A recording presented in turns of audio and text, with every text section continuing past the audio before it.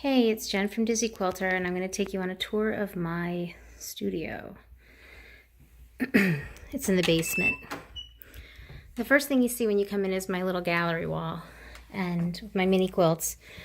A bunch of them are not here right now because they're on display at my library. This is usually a huge pile of stuff, but I cleaned up. And this is my misprint of my poster for my reception, so I have an extra. All right. I'm a stacker, and I spent a lot of time this week cleaning, but not enough. This stuff is all stuff that's going to be used for a quilt show that's been postponed till next year. So when I'm working, the bags here are what I take into the city with me when I drop off quilts. The first project there is my collection quilt block of the month from Gotham Quilts. It's Carolyn Friedlander, and we're doing it. I get to lead it this year, the stitching part. Every month I do demos, which is fun. Then I have my East Village Vibrance, which is my Island Batik project for this month, and the pattern is by Justin at Keaton Quilts. So the first part of my studio is this big space, which is it's good for the design wall. And if I stand in the bathroom here, I can get far enough away to take pictures. I have this cute little desk. I got it from my mom. It's a Davenport desk. I think it's a replica of something they used to use on ships. And it's got all of my EPP stuff in it. But it right now is crammed full, and if I open it, I won't be able to close it again. This is Mom's studio. She was not part of the Spring Clean blog hop. We've been a little bit chaotic here trying to get stuff done and deal with everything around the house with everybody home all the time. So this is my main work area. This is my Tula Pink Bernina and my chair. I cleaned out the little pockets on my desk, which usually are a disaster. Now they're organized and nice. I even cleaned up my inspiration wall a little bit. My AccuQuilt lives over here.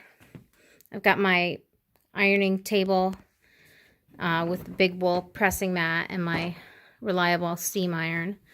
This is the cutting table. So my mom and I share a cutting table and the ironing station in between us, which works really nicely when we're both working. Oscar has a little bed under here for when he decides to stay with me. He's not down here right now because it's Saturday and it's my husband's day. The dog has decided that on the weekends he's daddy's boy. So I've got my little caddy here that I also cleaned out and organized. And it all makes sense now to me. I have an armoire over here, which again, I'm a drawers person, so that thing is just crammed full of garbage. The two drawers on the bottom have all my interfacings and stabilizers and stuff. The top part has lots of different works in progress and a big mess. And I've got my display of weird stuff. My rulers are all in my little display that my father made before he died, which is really nice. I like it. I have too many rulers, but I can't bring myself to get rid of any. I have different works in progress and my grandmother's button bin and stuff in this area. I have these are my tote bags that I bring to work with me sometimes when I go into the city. I have this display piece that I bought in case I decide to do any quilt shows or anything and have a booth. My Allison Glass stash, which I just discovered. I thought I had only a couple of bundles, and then I started pulling stuff out of places, and there's a lot. And this is my Island Batik stash that I'm working with. These are my big pieces and yardage and a couple of works in progress. And then over here under my long arm, I have bins and bins of stuff that I need to go through. But this first one here is all Island Batik scraps. And hopefully I'll start making a few scrap quilts, but not right now because it's almost time to open the mask factory. I organized my bookshelves, which were very disorganized before. So I have a bin of all of my various rulers and templates. As you can see, I have a template purchasing problem. I usually talk myself into it if I don't want it, that, I want to be supportive of my fellow makers. That one works well for me every time. I've got my thread collection, which is mostly Aurifil over there, and then some sulkies and some metallics at the bottom. my AccuQuilt die collection, and they're also down here. Some pre-cuts and bundles that I have, my various machinations in here, manuals and stuff, some old toys, wide back fabrics, which are awesome to stash. And then all of my various books that I sorted out and I have organized kind of in a system that would only make sense to me, really. But the most important ones are the long arming and free motion quilting books in here. And then I have my current and favorite books over there. The other ones are a lot of reference material. And then my fabric, yardage, and large pieces are sorted by color. And I wrap them on comic book backer boards, which are nice. They're just the right size for these cubbies. And then under each color group, I have a little bin full of scraps, which is it's time to make some scrap quilts, past time. And then just random stuff that at least it looks neat, even if it's kind of jumbled in there. Let's see.